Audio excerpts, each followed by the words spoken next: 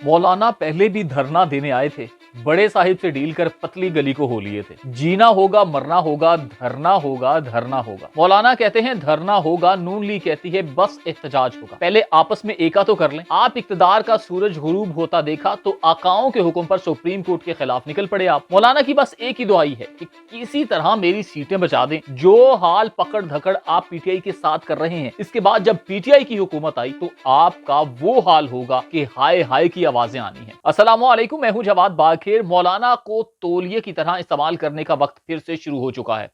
अब मौलाना पर हाथ साफ सिर्फ नवाज शरीफ या जरदारी नहीं बल्कि उनकी औलादें भी करेंगी, मतलब कि मरियम सफदर और बिलावल जरदारी। मौलाना को सुप्रीम कोर्ट के खिलाफ लॉन्च किया इसलिए किया गया है कि सुप्रीम कोर्ट के तौहीन अदालत से पहले शोर मचाना शुरू कर दें और सुप्रीम कोर्ट को धड़ों में बांट दो। आज चीफ जस्टिस ऑफ पाकिस्तान कह दें नवाज शरीफ के केसेस खत्म और वो इलेक्शन लड़ सकते हैं, फिर इनकी फुर्तियां चेक कीजिएगा। फिर नवाज शरीफ वापस भी आ जाएंगे, एक ही रात में ठीक भी हो जाएंगे, फिर अदालतों पर एतराज भी नहीं होगा, फिर इलेक्शन भी करवा दिए जाएंगे। मेरे अजीज हमवतनों, मसला इमरान खान नहीं बल्कि इस वक्त मसला कुछ और है। मसला है नवाज शरीफ की वापसी और सियासत में एंट्री। इमरान खान के होते हुए वो एंट्री नजर नहीं आ रही, इसलिए हुकूमत के खिलाफ धरना है क्या? हुकूमत का सुप्रीम कोर्ट के खिलाफ धरना है क्या? हुकूमत का जजेस के खिलाफ धरना है क्या? जवाब है नहीं। यह धरना बेरोजगारी, गुर्बत, महंगाई के खिलाफ है, बल्कि यह धरना चीफ जस्टिस के खिलाफ है। यह धरना अपने 1100 अरब के करप्शन केसेस खत्म करने के खिलाफ नहीं जो रातों रात खत्म करवा लिए, बल्कि यह धरना चीफ जस्टिस ऑफ पाकिस्तान के खिलाफ है। यह धरना भूख से मरते अवाम के लिए नहीं बल्कि चीफ जस्टिस के खिलाफ है। मौलाना कहते हैं कि घी टेढ़ी उंगली से निकाला जाएगा। मौलाना, घी तेल पानी रह नहीं कब दिया आपने? सब कुछ तो निकाल चुके आप, रह ही किया गया है। 4 लाख वाला हज 13 लाख का हो गया, तब नहीं निकले मौलाना आप। हत्ता के पाकिस्तान की तारीख में पहली मर्तबा हज कोटा वापस करना पड़ा।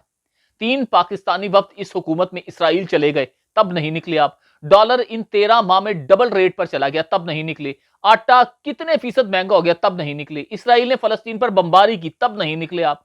लेकिन इक्तदार का सूरज गुरूब होते देखा तो आकाओं के हुक्म पर सुप्रीम कोर्ट के खिलाफ निकल पड़े। वाह!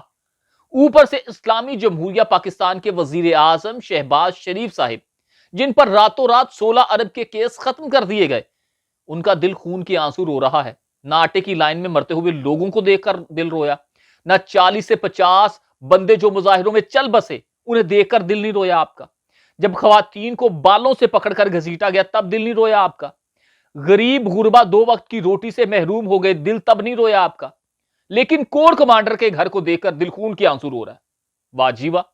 80,000 लोग धमाकों में चले गए, दहशतगर्दी में मार दिए जाते हैं, तो उस वक्त नहीं आपका दिल रोता?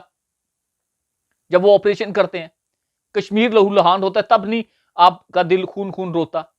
इंपोर्टेड सरकार अवाम को रिलीफ देने की बजाय बूढ़ी औरतों और कमसिन बच्चों को भी जाली मुकदमात में गिरफ्तार करती रही, ताकि अवाम की तवज्जो महंगाई और मुआशी बदहाली से हटाई जा सके।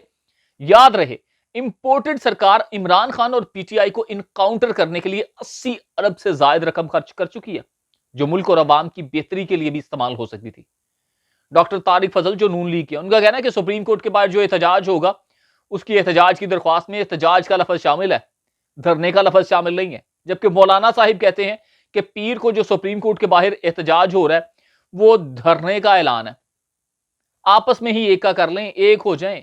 नून लीग कहती है एहतजाज होगा, मौलाना कहते हैं धरना होगा क्या दोनों को नहीं पता। ऊपर से शेख रशीद साहब ने ट्वीट कर दिया कि सुप्रीम कोर्ट पर हमला करना नून लीग को विरासत में मिला है। जजेस को लटकाने और धरने की जो बातें अदलिया के खिलाफ ऐलान जंग है, और रजिस्ट्रार सुप्रीम कोर्ट के इजलास में पुलिस की अदम शिरकत सिविल नाफरमानी की दलील है। उनका कहना था कि अदलिया ने मुल्क को अनारकी और खाना जंगी से बचाया। कल से फाइनल राउंड शुरू होगा, 2 से 4 हफ्तों में जो फैसला है वो भी हो जाएगा, इलेक्शन होंगे या नहीं। आग और खून की सियासत अब खत्म होकर रहेगी, ये शेख रशीद साहब ने ट्वीट किया जी।